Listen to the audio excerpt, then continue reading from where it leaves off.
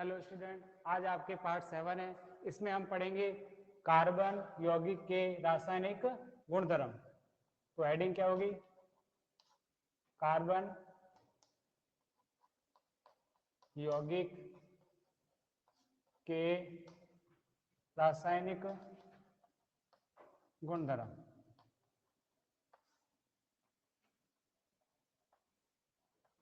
Sir दिखाई नहीं दे रहा है।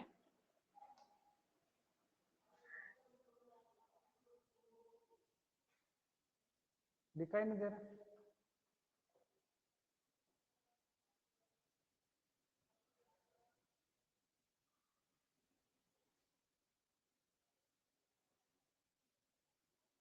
टॉपिक है आपके कार्बन यौगिक के रासायनिक गुणधर्म। तो इसमें 3 पॉइंट है। पहला पॉइंट है दहन। दहन की परिभाषा लिख देना पहले।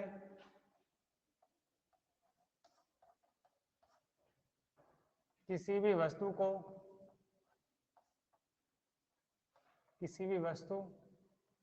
या पदार्थ को ऑक्सीजन के साथ जलाना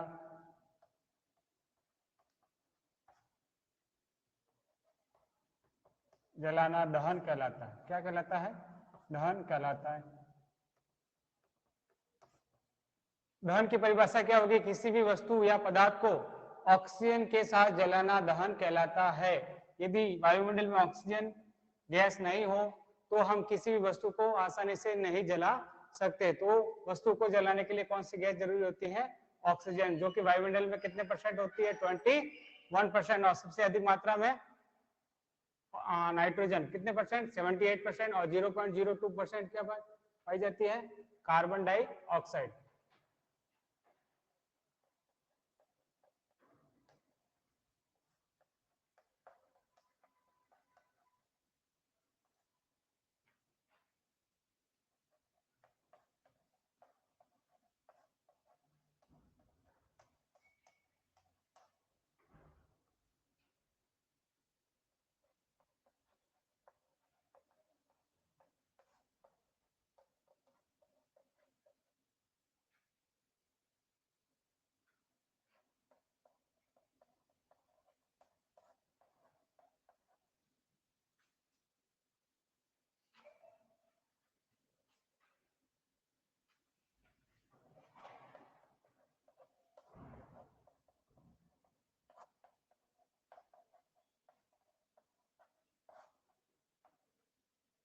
दहन कार्बनिक यौगिक मतलब जिसमें कार्बन पाया जाता है, ठीक है ना। कार्बनिक यौगिक का दहन। तो कार्बनिक यौगिक कौन कौन से थे जो आपने आईपीएससी नामकरण में पढ़े थे ना? 2-मेथिल ब्यूटेन, 4-मेथिल पेंटेन, ये सभी क्या थे? कार्बनिक यौगिक। क्योंकि इसमें क्या पाया जाता है? प्रचुर मात्रा में क्या पाया जाता है? कार्बन पाया जाता है। तो कार्बनिक यौगिक का दहन मतलब इनको जलाएंगे तो क्या प्राप्त होगी? एक तो कार्बन डाइऑक्साइड और साथ में ऊष्मा और प्रकाश दोनों प्राप्त होते हैं। तो लिख दो, कार्बनिक यौगिक का दहन करने पर वायुमंडल में कार्बन डाइऑक्साइड गैस बाहर निकलती है और प्रचुर मात्रा में ऊष्मा व प्रकाश दोनों प्राप्त होते हैं, ठीक है ना। तो इसमें एग्जांपल में लिखो, कोयले का दहन। कोयला किससे मिलकर बना है? कार्बन से, ठीक है ना। तो कोयले का फॉर्मूला क्या हो जाएगा? C। और किसी भी वस्तु को जलाने के लिए कौन सी गैस जरूरी होती है? ऑक्सीजन। दोनों आपस में क्रिया करेंगे तो कार्बन डाइऑक्साइड, जो कि वायुमंडल में चली जाती है, ऊपर तीर का निशान है तो वायुमंडल में चली जाती है, ठीक है ना। और साथ में क्या प्राप्त होगी? ऊष्मा व प्रकाश। आप सर्दियों में कोयले जलाते हो कि नहीं जलाते हो? तो क्यों जलाते हो? शरीर में ऊष्मा प्राप्त करने के लिए, ठीक है ना। तो कोयले को जलाने के लिए कौन सी गैस जरूरी होती है? कार्बन ऑक्सीजन क्रिया करके क्या बनेगा? कार्बन डाइऑक्साइड, जो कि वायुमंडल में चली जाती है और साथ में ऊष्मा प्राप्त होती है। और साथ में प्रकाश भी, ठीक है। दूसरा है मैथेन। मैथेन का फॉर्मूला क्या है? मैथ मतलब कार्बन की संख्या 1 और H4 CH4, ठीक है। मैथेन गैस का दहन, मैथेन गैस का दहन क्या होगा? फॉर्मूला बताओ। CH4, सिलेंडर के अंदर कौन सी गैस भरी होती है? मैथेन। स्विच ऑन करते हैं गैस का तो सबसे पहले कौन सी गैस की उपस्थिति में जलेगा? Oxygen, O2। कार्बन डाइऑक्साइड उत्पाद के रूप में क्या बनेगा? कार्बन डाइऑक्साइड वापस ये वायुमंडल में चला जाता है। दूसरा H2, ये भी देखो, यदि आप गैस को जलाते हैं तो पानी प्राप्त होता है क्या? नहीं। H2 किसकी फॉर्म है? गैस की फॉर्म। गैस मतलब जल वाष्प, भाप के रूप में उड़ जाता है, ये भी गैस में, ठीक है ना। तो CO2 बनता है और जल वाष्प बनती है, साथ में उष्मा और प्रकाश। उष्मा से हम भोजन बनाते हैं, ठीक है ना। तीसरा उदाहरण देखो,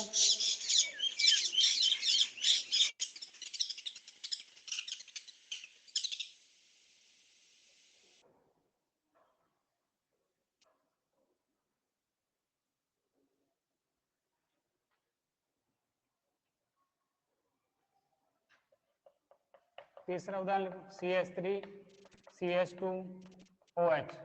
आईपीएसी नाम क्या होगा बताओ? इसमें कार्बन की संख्या कितनी है? देखो 2 है, ठीक है ना। तो 2 को हम क्या बोलेंगे? एथ। श्रेणी कौन सी? एकल बंध है, तो एथेन 1 ऑल। और इसका रूट नाम क्या होता है? Ethanol, ethyl alcohol, ethyl alcohol. वैज्ञानिक नाम तो क्या है? एथेनॉल। और रूट नाम क्या है इसका? Ethyl alcohol. इसको जलाओ प्लस O2, क्रिया करके क्या बनेगा? CO2 H2 प्लस उष्मा व प्रकाश, ठीक है ना। तो पहला पॉइंट क्या था? दहन। कार्बनिक यौगिक का दहन करने पर वायुमंडल में क्या प्राप्त होती है? एक तो कार्बन डाइऑक्साइड, साथ में उष्मा और प्रकाश। देखो दहन 2 प्रकार के होते हैं। कितने प्रकार के? 2 प्रकार के होते हैं।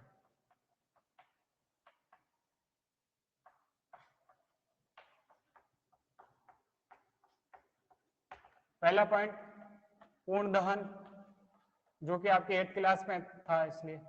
दूसरा अपूर्ण दहन, ऐसा दहन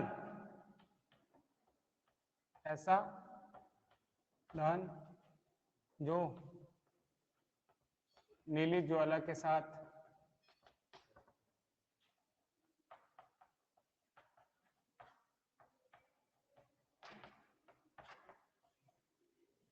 ऐसा दहन जो नीली ज्वाला के साथ जलता है। बताओ किसकी आग नीली ज्वाला के साथ जलती है? बताओ। एलपीजी, सिलेंडर वाली गैस, जो आप घर पे भोजन बनाते हो ना, सिलेंडर गैस होता है ना, वो कौन सी ज्वाला के साथ जलता है? हमेशा नीली ज्वाला के साथ। और जो नीली ज्वाला के साथ जलता है तो बर्तनों को काला नहीं करता है, ठीक है ना। और जो आप लकड़ी जलाते हो वो कौन सी ज्वाला के साथ जलता है? पीली ज्वाला के साथ, जिससे कि बहुत सारी मात्रा में कार्बन पैदा होता है, जिससे कि बर्तन नीचे से काले हो जाते हैं। तो अपूर्ण दहन, ऐसा दहन जो पीली ज्वाला के साथ जलता है। इसमें उदाहरण लिख देना। एलपीजी का दहन, लिक्विड पेट्रोलियम गैस, ऐसा दहन जो पीली ज्वाला के साथ जलता हो,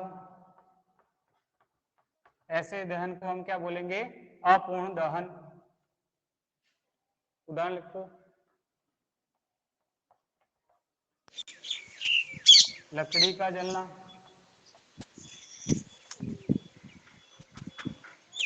कागज का जलना किसमें आएगा बताओ? कागज का जलना कौन सी ज्वाला के साथ जलता है, पीली या नीली? पीली ज्वाला के साथ। नीली। पीली। कागज का। आवाज म्यूट करो सभी।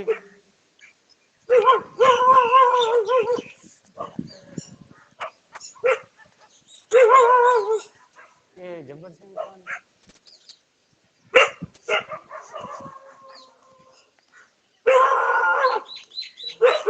अरे कौन है जब्बर सिंह राजपुरोहित? आवाज म्यूट करो।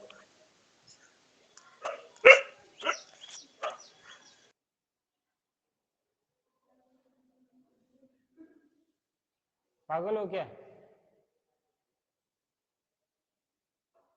कौन है जब्बर सिंह? ये नया है। लड़के का नाम क्या है, इसके पिताजी का नाम? हाँ, इसके पिताजी का नाम है जब्बर सिंह। लकड़ी का जलना, कागज का जलना। और पूर्ण दहन में कौन सा उदाहरण आएगा? एलपीजी का दहन।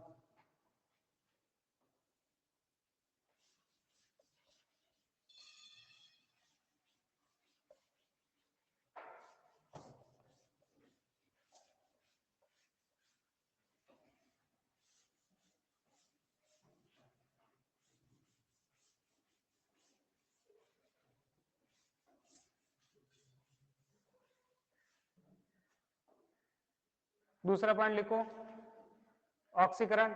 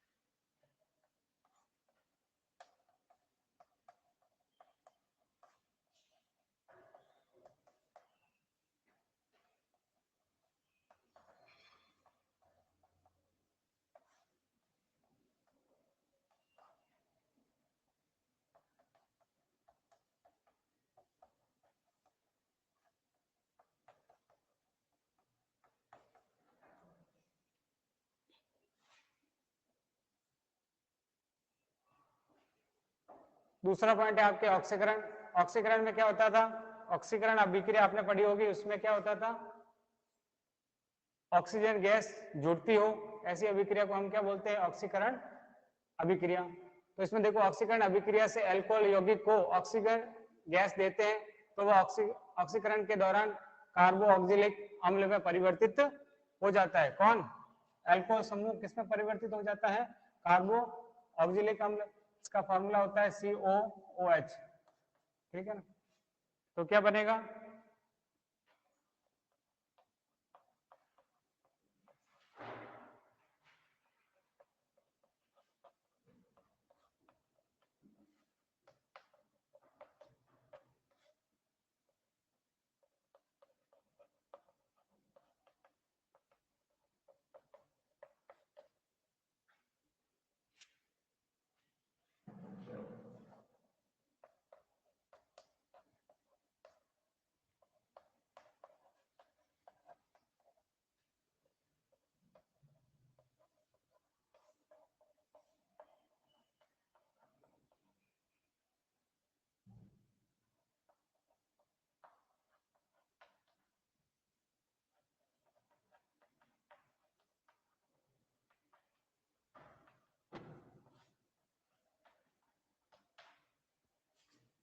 अब देखना ऑक्सीकरण अभिक्रिया से अल्कोहल यौगिक है, देखो इसमें लास्ट में कौन सा समूह जुड़ा हुआ है, प्रतिस्थापी समूह अल्कोहल, तो इसका पूरा नाम क्या हो जाएगा, मेथ एथिल अल्कोहल, और इसका आईपीएसी नाम क्या होगा, एथेन 1 ऑल, ठीक है ना।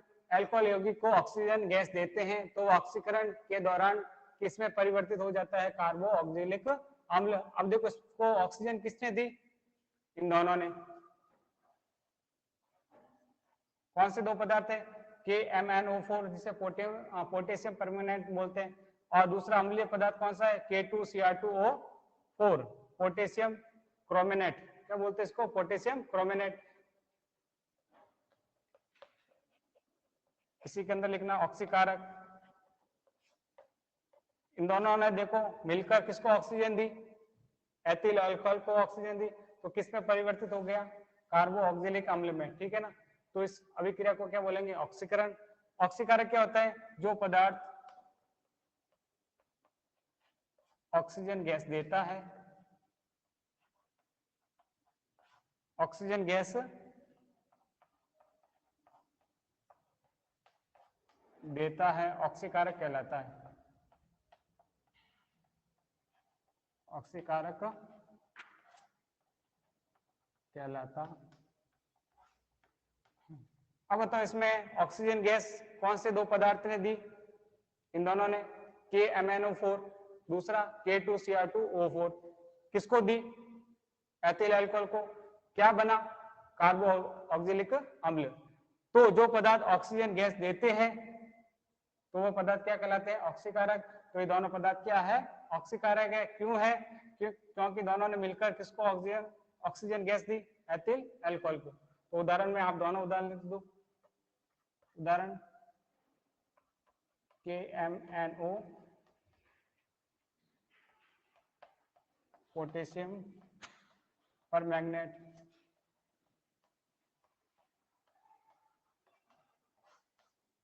दूसरा है K2Cr2O4 पोटेशियम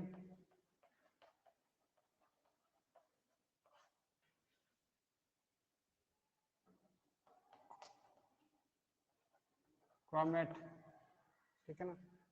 तो ऑक्सीकारक कौन कौन से पदार्थ हैं, पोटेशियम परमेनेट, KMnO4, K2Cr2O4 को क्या बोलेंगे, पोटेशियम क्रोमेट, ठीक है ना। जो ऑक्सीजन गैस देते हैं ऑक्सीकारक कहलाते हैं। दो उदाहरण आपको याद करने हैं। तीसरा पॉइंट लिखो इसके अंदर,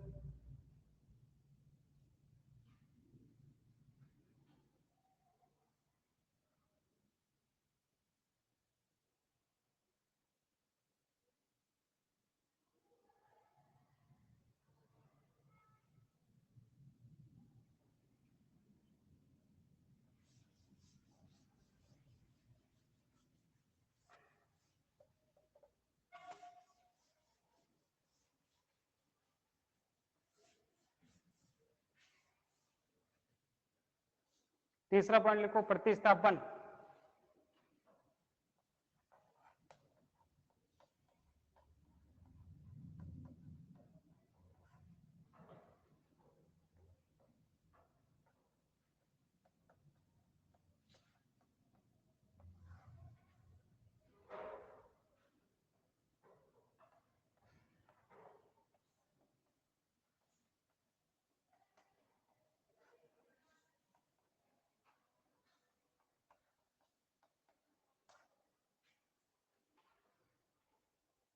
इस अभिक्रिया के दौरान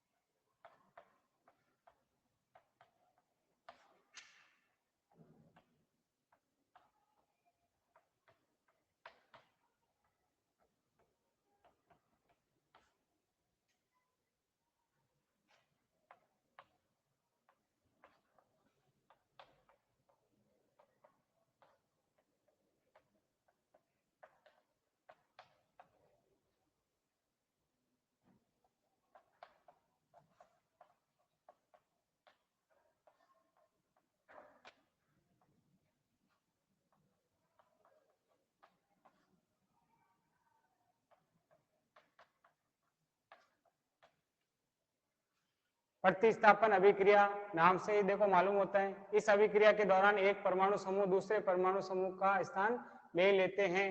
कौन सी अभिक्रिया कहलाती है? प्रतिस्थापन अभिक्रिया। विस्थापन अभिक्रिया का सेम है, देखो दोनों अभिक्रिया सेम है, उसको बोलते हैं विस्थापन अभिक्रिया, उसको क्या बोलेंगे? प्रतिस्थापन अभिक्रिया। उदाहरण के द्वारा समझो, देखो उसमें उदाहरण कौन सा है?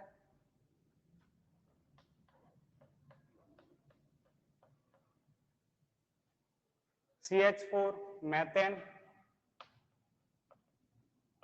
दूसरा क्लोरीन। अब देखो Cl के कितने अणु हैं? संख्या में 2 है, ठीक है ना? क्या बनेगा? मैथिल समूह। दूसरा क्या बनेगा? HCl।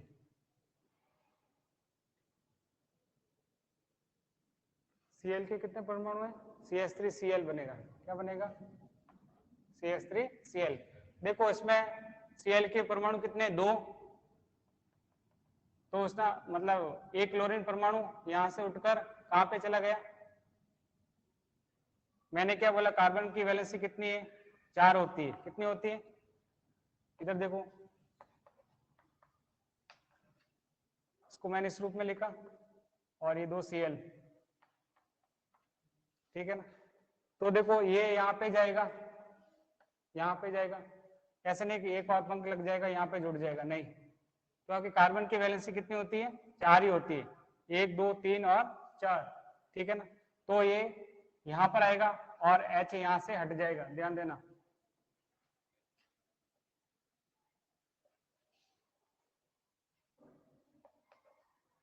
Cl के कितने परमाणु? देखो 2 है, तो ये यहाँ से हटकर कहाँ पे जाएगा? H की जगह, तो H हट जाएगा, और ये H वापस कहाँ पे जाएगा? इसके पास, तो क्या बन जाएगा? HCl बना। देखो HCl बना, और साथ में क्या बना? CH3Cl, जिसे मैथिल क्लोराइड बोलते हैं, इसको बोलेंगे हाइड्रोक्लोरिक अम्ल।